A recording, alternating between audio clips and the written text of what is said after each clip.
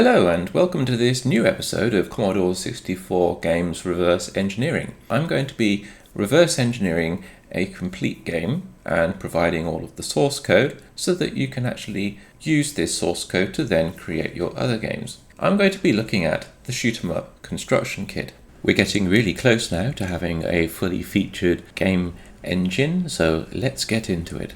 In the previous video, we looked at deciphering the enemy bits information, which includes the enemy firing, score, speed, etc. In this video, we're going to look at player limitations, which describe what happens to the player when it collides with the background, where to spawn, whether or not you've got extra lives at 10,000 points, also how many bullets you have and what speed the bullets are, and whether or not they're directional fire, and whether or not the player is enabled, and all sorts of stuff like that. Basically, all of the stuff to do with how the player can be customized within SEUCK. We're also going to have a look at the score panel sprites, because I really want to enable the bottom borders where the score and lives display is.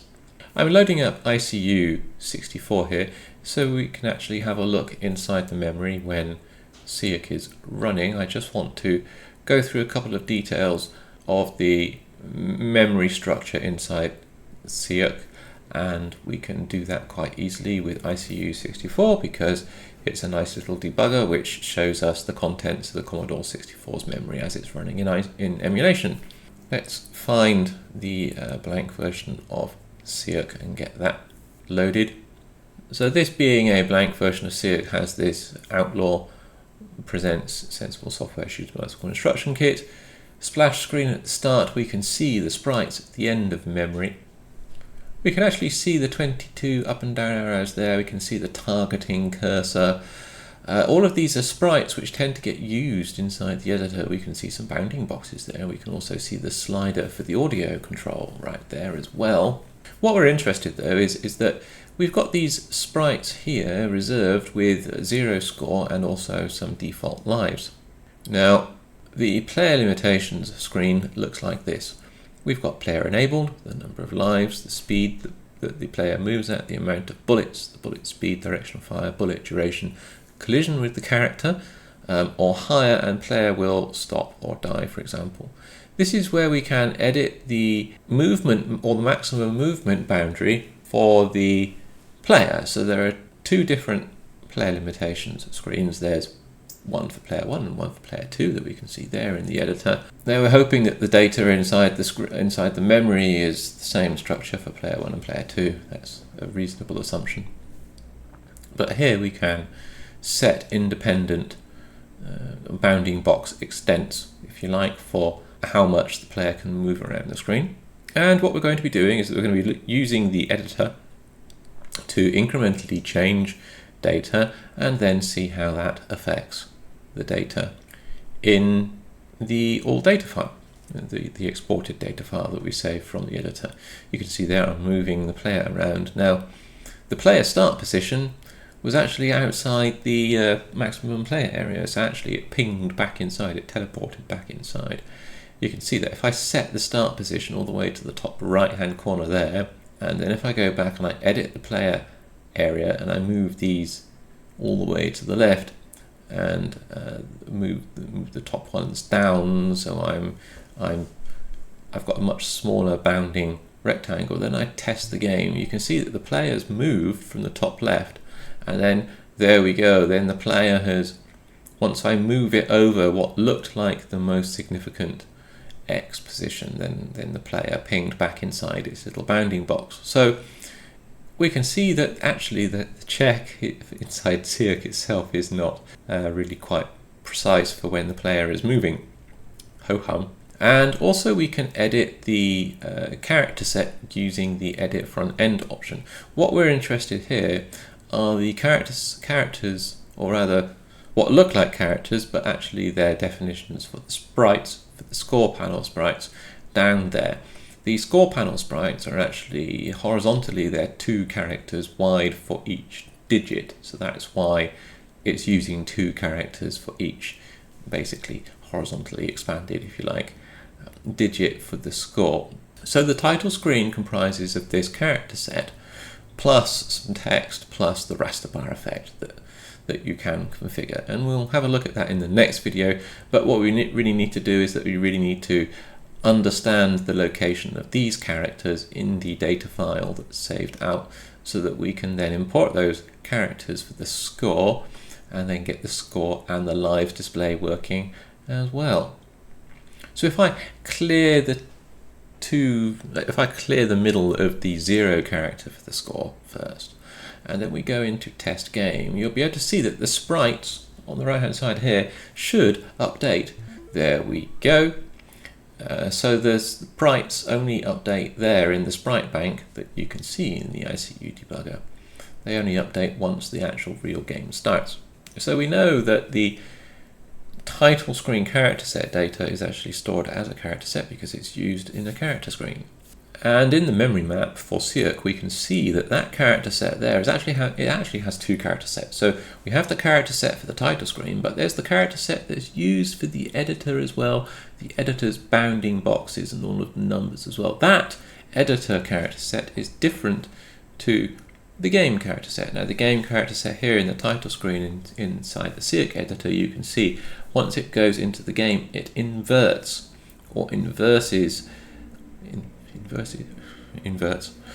I need more coffee, evidently. It inverts the character set graphics so that the raster bars will appear in the transparent part of the character, and then the main part, or the black part, is actually solid character data, so that the raster bars in the screen color effect don't show through. So that's why it inverts those characters.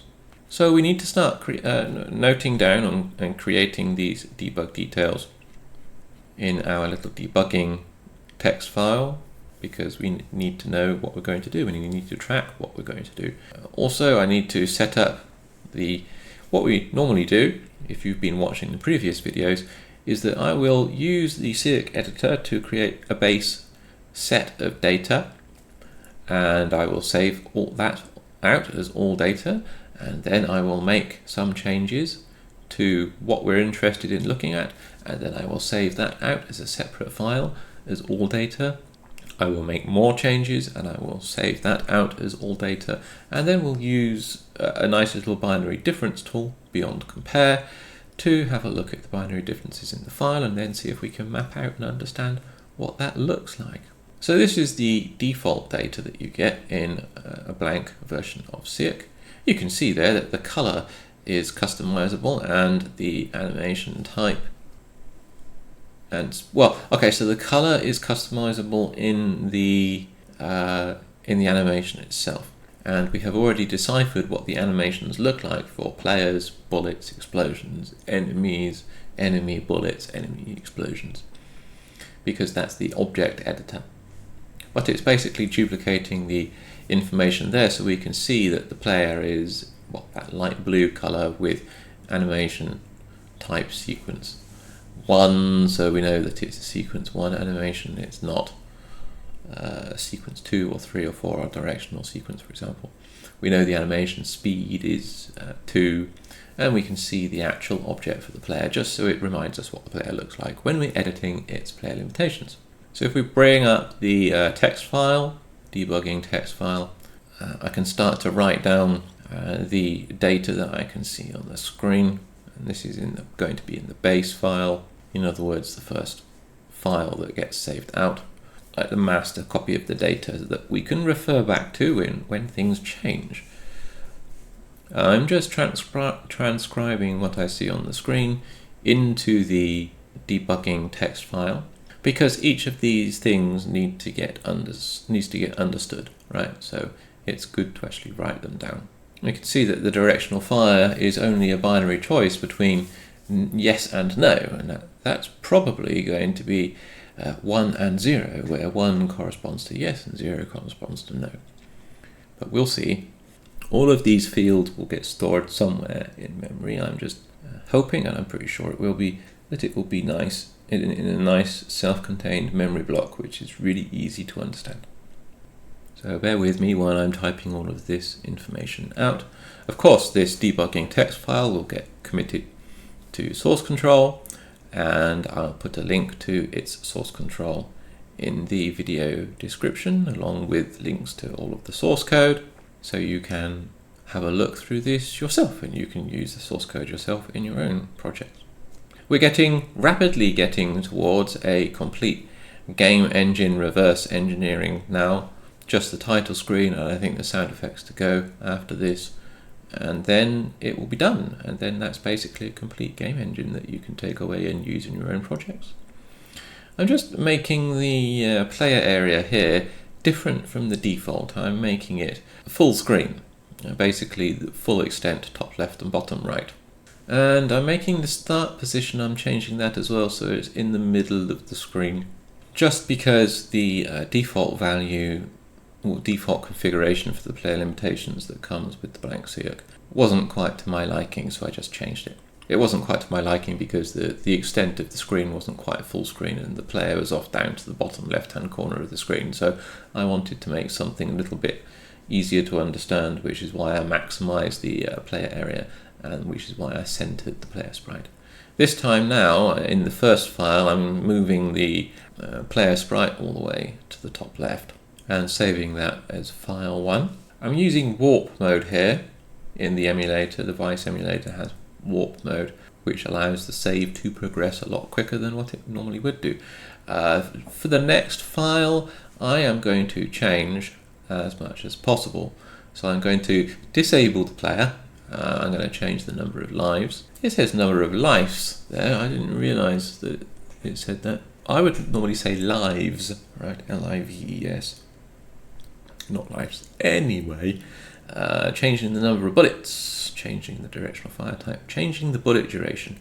The bullet duration is actually a large value. It's probably going to be encoded in a whole byte. Also, like the collision with character value, that's also a large value from 0 to 255. Also hoping that that's going to be encoded as a full byte.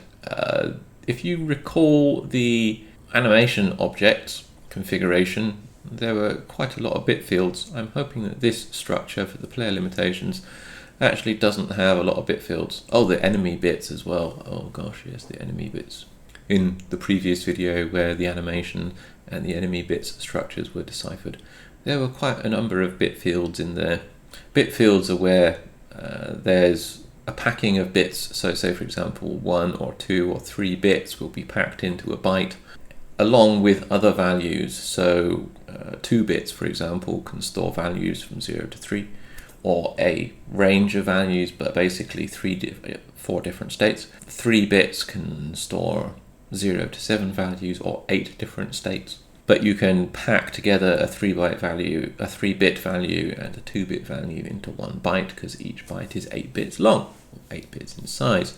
So I'm just noting down the things that I've changed, and then I'm noting down the file names, because we want to go back to what has changed in these files later on when we are inspecting the binary differences to try and understand what the data formats are. Let's adjust the bounding box here, making the right and top edge a lot different. So bringing in the top and bringing in the right hand position. And we'll save that as usual as a new file, and we note down what has changed. So let's start looking at the files that were saved out from the emulator, and I configured the emulator to save out individual files with this P00 file suffix, which includes a little bit of extra file data at the beginning. This is not something the little bit of extra file data at the beginning is not seen by the Commodore 64, but it's better than using a D64 disk image, because I can have a look at individual files and then I can have a look at the data inside those files a lot easier than trying to extract files from a D64. So I changed most of the data in between these 3 files, right? I think I changed most of the data between file 1 and file 2. So that's going to give us the better chance of locating a large block of memory, or hopefully large-ish block of memory that is obvious. Well, this is initially very interesting to me because it's 1, 2, 3, 4, 5, 6, 7, 7 contiguous bytes plus another byte after 2 unchanged bytes. I can also see that there is a change from FF to F8 in that file as well, which probably corresponds to the collision character, right? So let's just double check. So 248 in decimal is F8 in hex. Let's change that so that it says, oops, F8. Actually, let's override the decimal value with just the hex value because we're going to be comparing hex values anyway. So I can see that in the binary data between the two files it changed from FF on the left there at 37C8 to F8 at 37C8 there, which is where I've got the mouse cursor at the moment. So I'm pretty sure that this block of memory is what we're looking for. I don't see anywhere else in this binary difference that could be that interesting to us, to be honest. So if I have a look at the differences between the base file and then file 1, I'm just looking for the minimum byte offset that gets changed in this similar area in the file offset. So that offset there is what? That is 37BF, that is 37BB. That's a smaller value, and then that is 37C2 at the beginning of that block of memory there. So all of this is within the same similar range, you can see, because it says press fire to commence super death up at the top there. But I think 37BB looks like it's the minimum byte that we are interested in terms of change. So let's begin to copy bytes from that earliest offset value, which is 37BB there. So according to the file name, that's file 2. So we'll copy those bytes from 37BB, and we'll just copy a decent chunk of bytes, I think, until we can figure out the exact size of this structure. So let's start to document the bytes that have changed for each of these files. We'll get ready with the formatting for the document. So I'm looking for so let's copy those file bytes at 37BB. Actually, that was file 2, wasn't it? There we go, not file 3. I need to make sure I get the accurate data. That's definitely file 3. Okay, file 1, offset 37BB. We'll just copy all of those, copy a decent chunk, we'll line it up there. I'm just copying a chunk of bytes.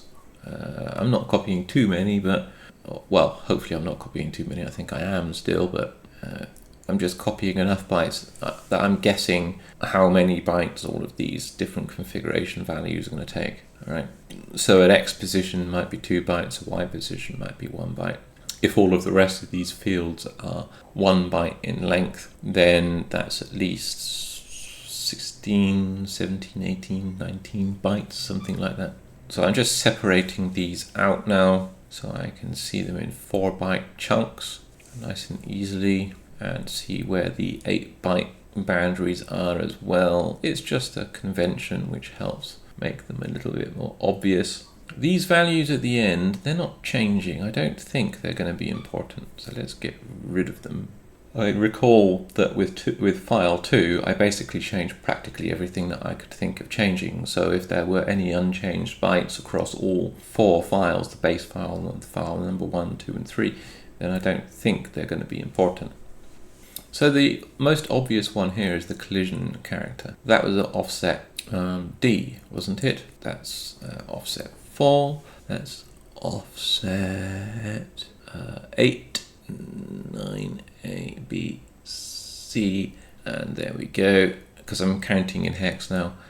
D, E, F, 1, 0. Okay, and yeah, column D is going from FF to FF to F8 to F8, which is basically mirroring the collision character value from FF to F8. So I think we can put, like I did in the previous videos, I'm just putting stars above the offsets that have been understood, and I'm putting the offset in hex in the left hand column, okay, next to the thing which has just been understood. So the value 99 in decimal is 63, thank you very much, Windows calculator, and the value decimal 97 is 61 in hex.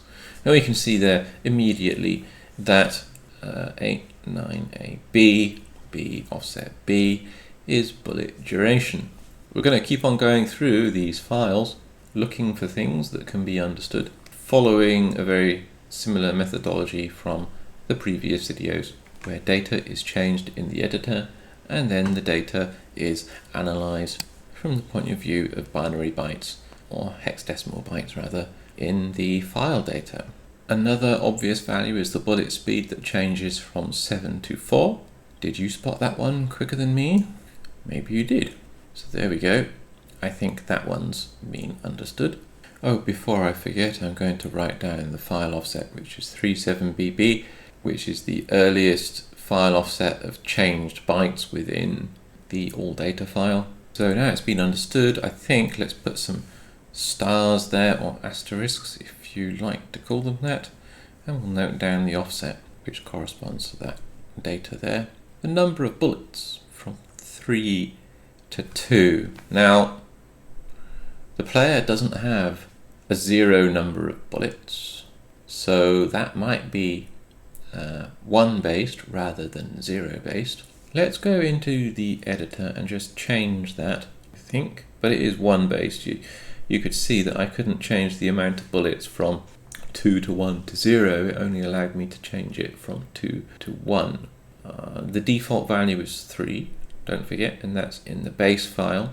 So let's change that from 2 to 1 for the number of bullets in the player and save that as file number 4, and then let's see which byte actually changes, so that we can, we've got 3 different values now for the number of bullets across 3 different files, and that was the only thing that changed between file 3 and file 4. So let's see if that is the byte offset that we are looking for, right? That's really the only way of narrowing it down, is to finally change that little piece of data to see what we get. I'm looking for the file offset, which is 37BB, right? So let's copy all of the bytes from 37BB. Here we go. That's definitely file 4. The number of times I've almost copied the bytes from the wrong file. There we go. Let's format that. By putting the spaces in where they're very much needed, and let's see. So yes, we can see there that it goes from 2 to 1 to 0.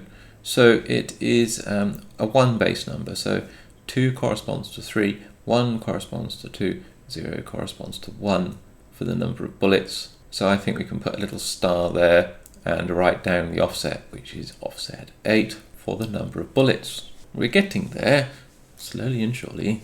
The next value that I can see for the speed is here, offset number 7. We can put some stars there. The speed goes from 2 to 3, and then it doesn't change. It just basically changes in file 2 to speed 3, and we can see that in that column, so that's also an obvious one. The number of lives goes from 3 in the base to 1 life in file 2. If it was 0, if it was 1 based counting, so that means this one, right? Because it goes from 2 to 2 to 0 to 0 to 0, which is, if you add 1 to it, then it's 3 to 3 to 1 to 1 to 1. Within that column there, so that's offset, that's offset D, that's offset E. Okay, so we'll put that there. We put the stars in the column above it, so we know that we've understood it. So looking at the player enabled, right, that's from 1 to 0, but it could also be, the player will stop or die. But player enabled yes, no, those would tend to map to a 1 and 0, where 1 is yes and 0 is no value, right? The player will stop or die. I don't know the mapping if stop is 0 and 1 is die, or if 1 is stop, 0 is die. At the moment, we don't know enough. So let's create file 5, and this time the only thing that will get changed is that it will go back to stop from die. So we'll just change that. That's the only thing that we're going to change. That's so that we can narrow down precisely which byte or which bit is going to be encoding this state change. And we'll save that as file 5. We need to narrow down, you see, the change. We need to be completely sure what it is. And if I copy from 37BB, good chunk of bytes, we can see that it's that value that goes from 1 to 0 again.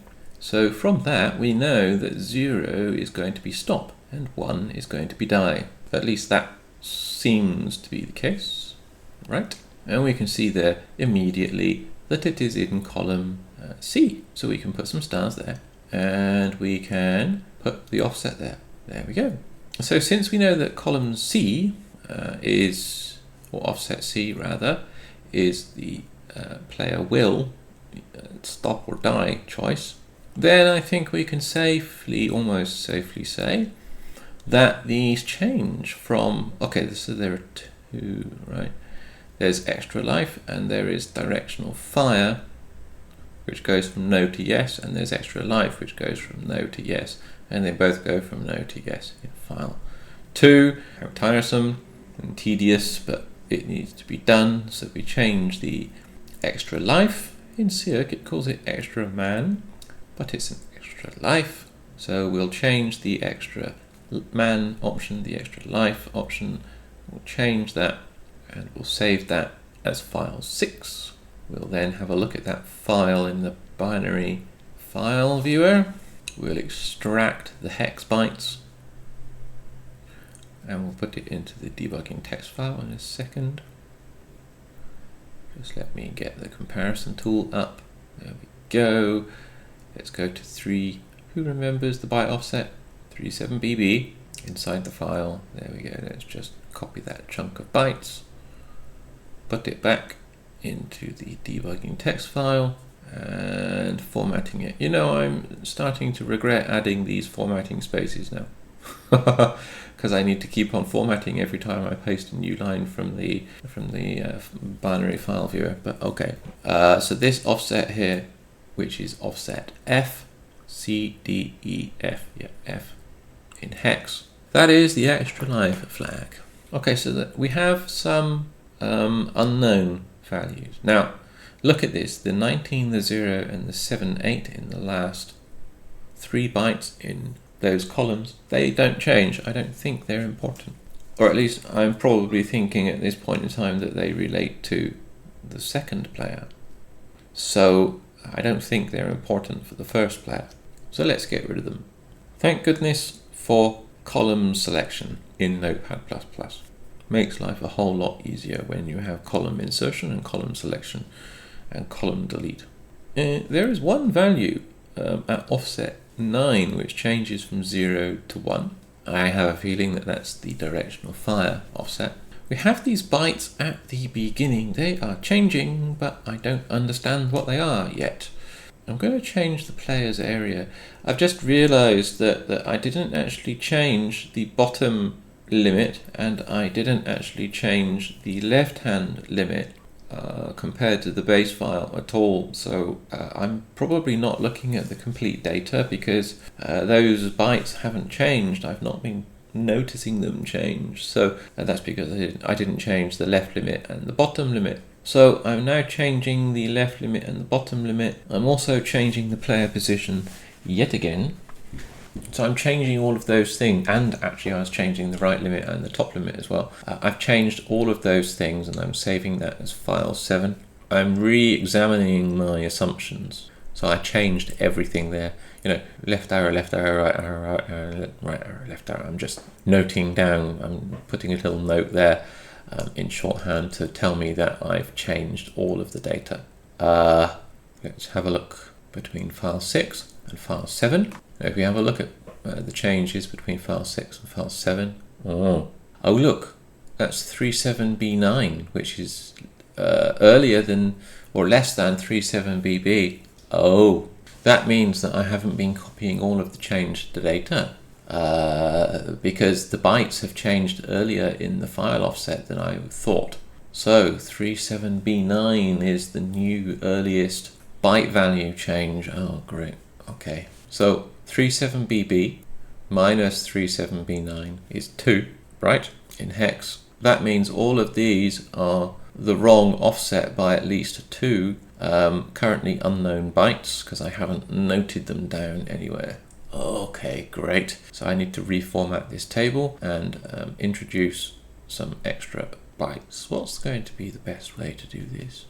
So that's the data at 37B9. I need 2 extra bytes at the start of all of those other rows that I have mistakenly copied before now, because all of those are 37BB, not 37B9 file offset. So I need to, that's why I've put 2 extra question marks there now to remind me. And let's get rid of the spaces, perhaps make it obvious what the byte length is now. Okay, do these bytes change? We don't know yet, do we? Well, they weren't changing anyway, so yeah. Let's put those spaces back in again now. Now that we know the real byte structure length now, because all of those previous bytes, right, they weren't changing, right? So we know that for sure.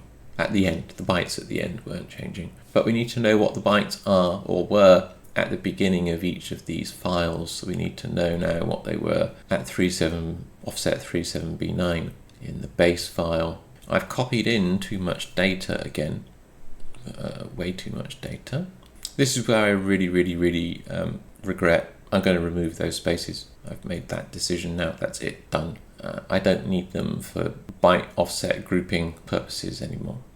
It makes it easier for me then to copy paste in all of the data from the binary difference tool. There we go. So all of the hex values from the binary difference tool.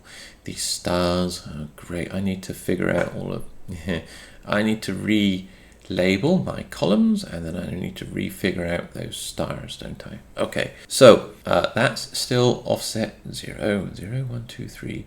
That's 4, 5, 6, 7. That's column 8, or offset 8, 9, A, B, 8, 9, A, B. That's C, that's okay, D, E, F, 1, 0.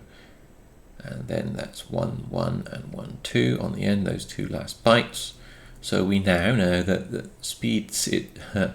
Okay, so I need to, what do I need to do? I need to add on the 2 missing bytes to all of these offsets. So F plus 2 is 1, 0, 1, 1. E, right, F, B, C, D, A, B, C, yeah, there we go, 8, 9, A, yeah, 7, 9, E, F, 1, 0, 1, 0, 1, 1, 1, 2, right, there we go. So we now know that looking at these offsets, we can put these stars in the right place now. So let's get rid of those.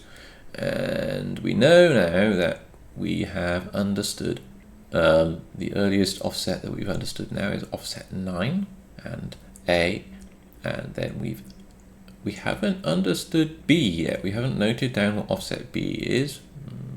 Okay, but I'm pretty sure that offset B is going to be the directional fire, right? Because it's going from no to yes. So let's put that in. That makes it obvious now. Good, right. Offset C is bullet speed. We know that one because that corresponds to the bullet speed up there. Offset D is bullet direction. Offset E is player will either stop or die. Yep. Offset F is the collision character. Offset 10 is the number of lives. Offset 11 is down here, the extra life flag at 10,000 points. good. And then offset 12 is whether or not the player is enabled. Good. Okay, that's a lot tidier. Now to look at, okay, so the player start is basically a coordinate. That's going to be an X coordinate and a Y coordinate, okay?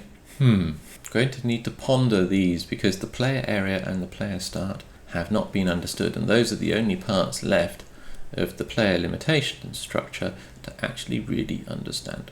I'm thinking this offset 8 here, look, that looks like it might be the player start Y coordinate maybe? Because it goes from middle to top left and then back into somewhere in the middle again. So we have X, autocomplete text is wrong there, isn't it? That's funny, XRD, okay, whatever. Oh yeah, that's the firing types, the X random or directional. Anyway, so we've got the X position and the Y position, the X coordinate and the Y coordinate, sorry, the player start position. So let's refresh this data now from the files so that we can map those missing bytes that I didn't copy before because I didn't have the right file offset for the data. So let's copy all of those. Again, a little bit laborious, but it needs to be done because we need those missing bytes. Where's file 3? There's file 3. 37B9 offset, start copying the bytes from there. Paste. I'm copying more bytes than I need consistently, aren't I? You know, there needs to be, in this binary difference tool, an indicator of how many bytes you have selected. So when you copy them, you know how many bytes you're copying without trying to do mental arithmetic for the for the byte length or to count the bytes quickly. Yeah, I'm looking at that FF to F8 value, by the way, because that's the column which is consistent. So it basically tells me that I'm copying from the right file offset position, right? I'm looking for FF or F8 there. 37B9 for file 6, right? 37, let's get the right position. There we are, almost there, there we are. Right, 37B9, file 6.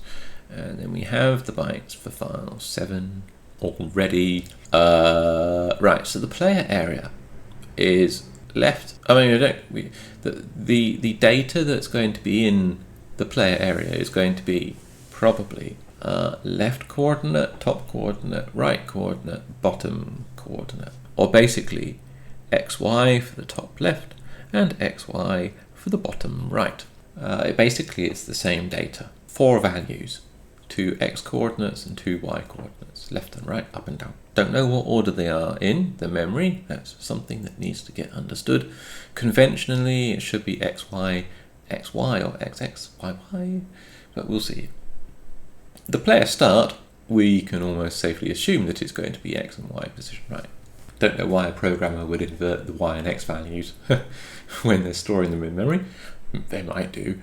But anyway, let's just change just the right hand extent of the player area, okay, the movement area, max right, okay. So let's change that and then let's save that file. We'll get there eventually. Almost there now. The light is at the end of the tunnel, isn't it? Very much so. Okay, let's compare that file. I could have scrolled there by now, I'm pretty sure. Try to do it faster and it's actually slower. Never mind. 37B9, right. That's the offset that I'm looking for, but that's in, oh, there we are. Right, let's just copy all of those bytes and then we'll just put them where we need them in the debugging test file. So this is file, what was it, file 8. Way too many bytes again, there we go. Right, so what are the only bytes that have changed? Not that. Oh look, it's those two. The rest of the bytes between file 7 and 8 are identical, so it's just those two. That looks awfully like to me a 2-byte value for the sprite position, so that's low byte, high byte of the sprite X position, which makes sense since I changed the player area to be max right. So that, yeah, that looks like the X position in pixels, high resolution pixels, using the standard Commodore 64 sprite position values, which are accurate to a pixel. But there are more than 256 pixels horizontally, so it needs a 9-byte quantity, which is why it's using 2 bytes, a low byte and a high byte. So that's offset 3 and offset 4. Offset 3 is the low byte and offset 4 is the high byte. Pretty sure on that. That explains basically all of that data. Look, where the base file is top left, bottom right, where file 3, that basically explains the data in offset 3 and 4, look, compared to where the base starts at top left, bottom right, and then file 3 changes bottom left. Yeah, file 7 changes all of the coordinates again, yes, and then the file 8 just changes the right position. So yeah, that's definitely offsets 3 and 4. The offset 5 looks like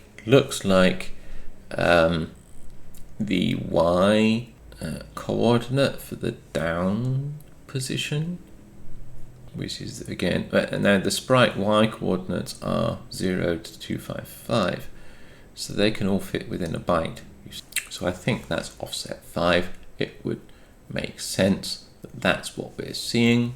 I think that looks like an X position for the player start, and that looks like a Y position where the X position is low byte, high byte. Again, based on the data that for the documentation for the data that's been changed, depending on which file, it certainly follows that pattern. Again, that's a low, high byte order, and we'll put those 2 bytes, 6 and 7, for those offsets there, and then byte and offset 8 for the Y position. That leaves the left and up position, or coordinates rather, for those remaining 3 bytes. It looks like that, 16 is a low value, that's pretty much all the way to the left. The last one, which moved the player area around a bit, brings in that value, so it's more towards the middle.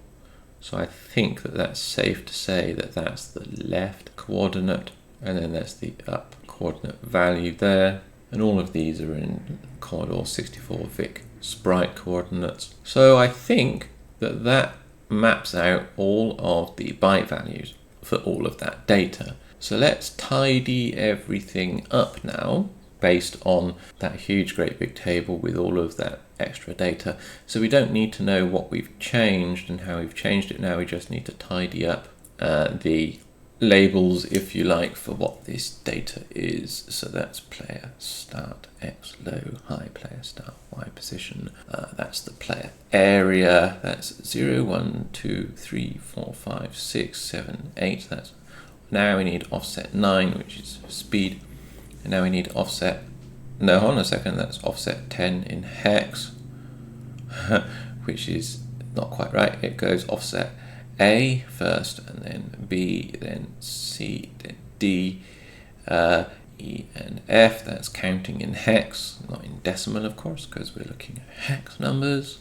Hex numbers because I've put dollar in front of them. Then F10 and 11 in hex, and then the final value is 12, which is player enabled flags. We don't need all of this other data now. We just need to know what the functionality, what the behavior of these different bytes in memory mean. So we'll tidy up all of the extra data that's been noted as changing across all the files. We don't need that anymore now. And there we go. We have a nice tidy table of the player limitations structure with the relevant file offsets. Fantastic. Now we need to know the character set for the score panel sprites and also the lives display. And we know that those score panel sprite characters actually come from the title screen character display. It's not the A, B, C, D, E, F, G. It is not the alphabet characters. It's the 2-character wide characters which go into the score panel sprites. We can have a look at that again to remind ourselves, because it was a little while ago in the ICU debugger. So I've just started a new ICU debugger instance, and this is the splash screen. Let's bring up the char sets, and we can see, to remind ourselves that those char sets are the ones down at the bottom.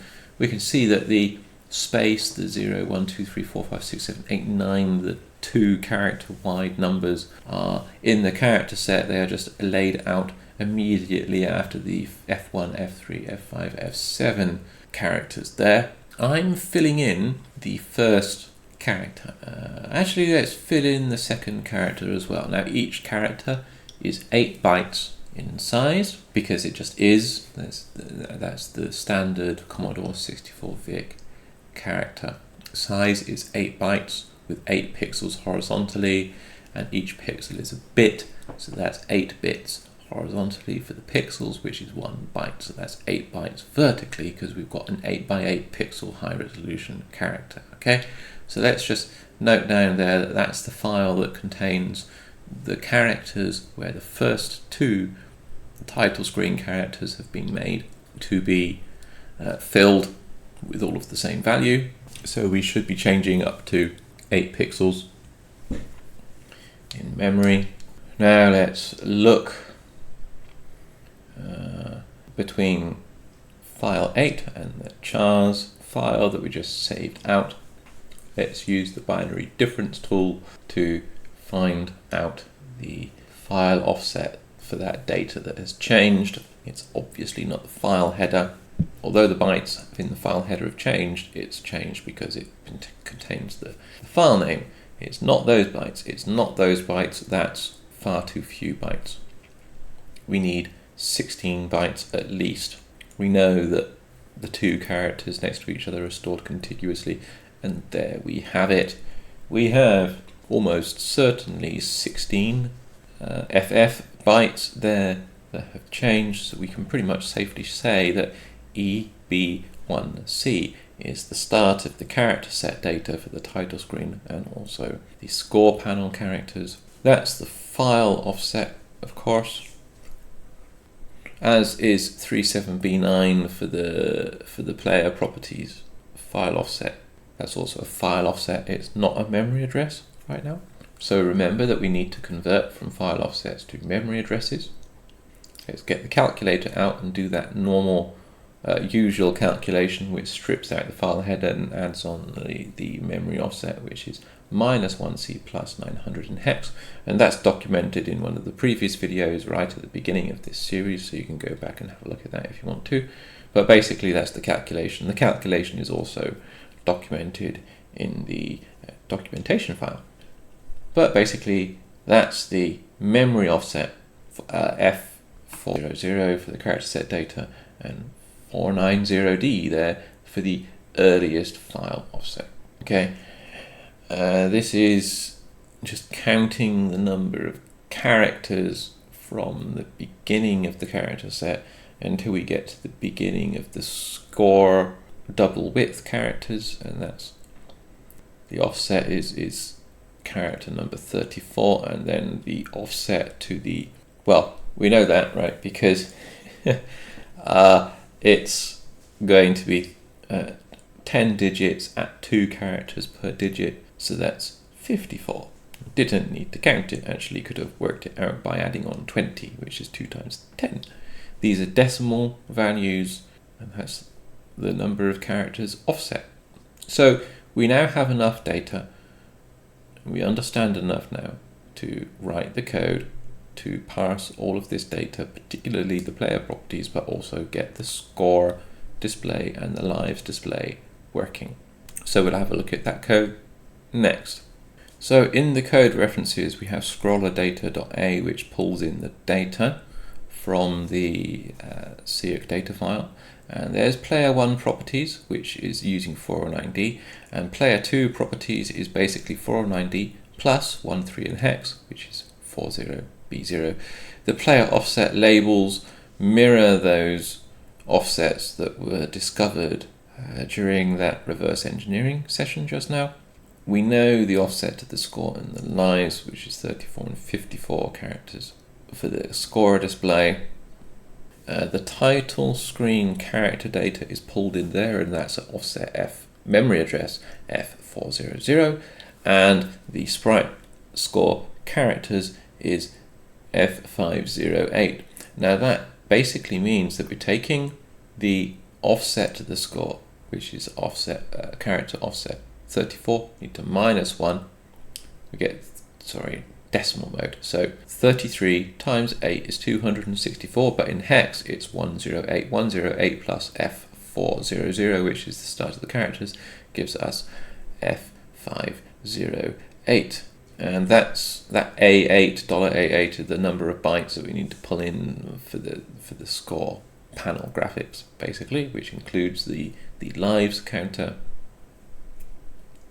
Player 1 properties is referenced in various different source files, but the scroll main one decides whether or not it wants to initialize player 1 or initialize player 2 based on whether or not the player has the offset enable flag set in the player properties. The score rendering and the lives rendering doesn't all happen at the same time in the main loop. It checks to see if the score value has changed, and then it only updates the information for things that have changed, and it does like a round robin. It does player 1 score, player 1 lives, player 2 score, player 2 lives.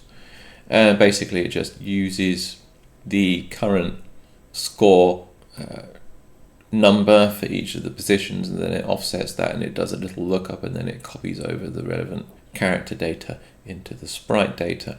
The render lives one is very similar, apart from it just copies across it does a comparison with the number of lives that you have, and then it does X numbers of copies of the lives that you want to render in terms of how many lives you want to show on the screen. The animation engine, which deals with the object animation stuff, looks at the character collision, player limitations configuration there.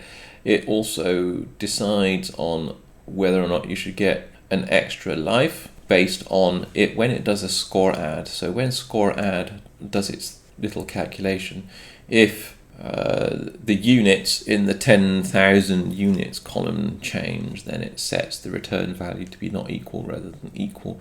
So then it checks to make sure that you should get an extra life when you get the 10,000 points column tick over, and then it will do the little sound effect and everything like that, or at least it will do the sound effect. And it also increments the number of lives, and it says that the number of lives have been updated, so on and so forth. And then it basically causes the score panel sprites to get updated again. Here it checks to make sure that the player is invulnerable, and if it has die or stop, and it changes the character-based collision depending on whether or not you are invulnerable and whether or not. So if you would normally die when you hit a character, but if you're invulnerable, it changes the player's collision routine to use the stop collision routine, which stops the player from moving on to a character that would hurt it. Whereas if you're not invulnerable, then it will kill you, for example. And that's all of these player offset underscore whatever labels, which basically deal with the player properties that have just been reverse engineered. So all of this code just parses the structure and changes the logic of how the game handles what happens to the player at various different things at various different times.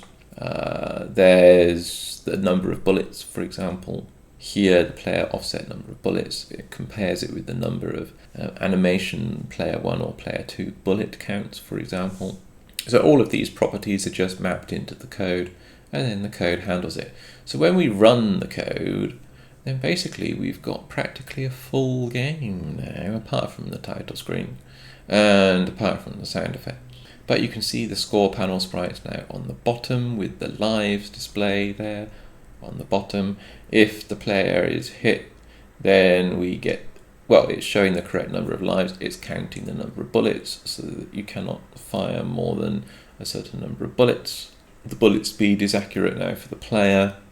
The player limitations for how far the player can move around the screen is correct. The spawn position was also correct. You can see that the score is ticking up when I'm killing the enemies, and the lives change. Lost all of my lives, the game restarted. If I lose another life, come on, let me lose another life. There we are. You can see the lives display changes on the bottom left-hand corner of the screen. And if I start player 2 using the second joystick, you can see now that the second player comes on and it's got the correct color. The color from the player's animation maps down to the colors for the sprites used in the border, which is a nice little touch and makes it a lot easier to read. So almost there with the full game, apart from the sound effects, which will be next video, along with a title screen, which will be the same next video as well. So let's update the debugging, the main high-level documentation. So we know the title screen, character set, data position. We're going to do the screen data and raster bar effect next time. We know the score, panel, sprites, offset, and we know the player limitations, memory address. We're going to do the sound effects in the next video, along with the remainder of the title screen, and then that should be it.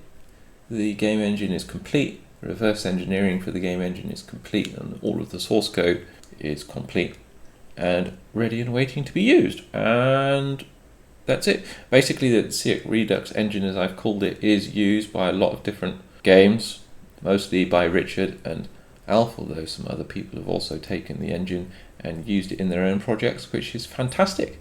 So if you like these kind of deep technical dive, retro games, reverse engineering kind of videos for the Commodore 64, then please do consider liking or subscribing to my channel. And if you really like what I do, or you want to reward me for giving you all the source code, for example, then you can send me a super thanks, and it's greatly appreciated when that happens. It really does indicate to me that you really do like the content.